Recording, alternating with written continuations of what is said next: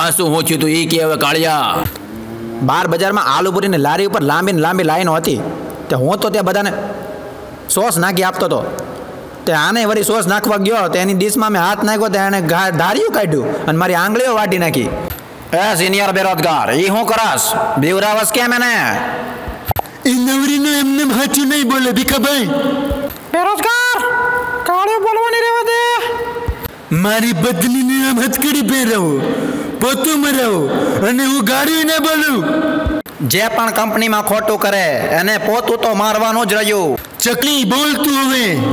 આલુ પૂરીની લારી પર બધી બાઈઓ ખાતી હતી. ત્યાં બધીની ડીશમાંથી એક એક આલુ પૂરી મફતની ખાઈ જતો હતો.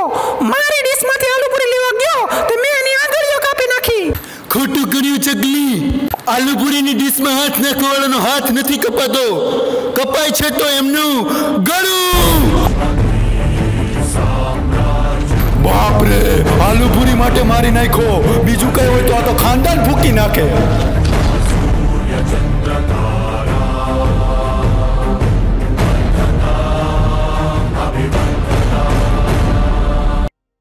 ચકલી, ફલાણું, ઢીકડું, લોકડું અને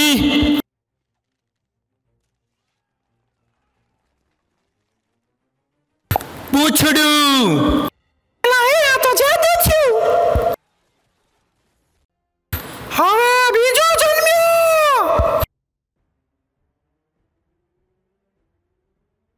જોને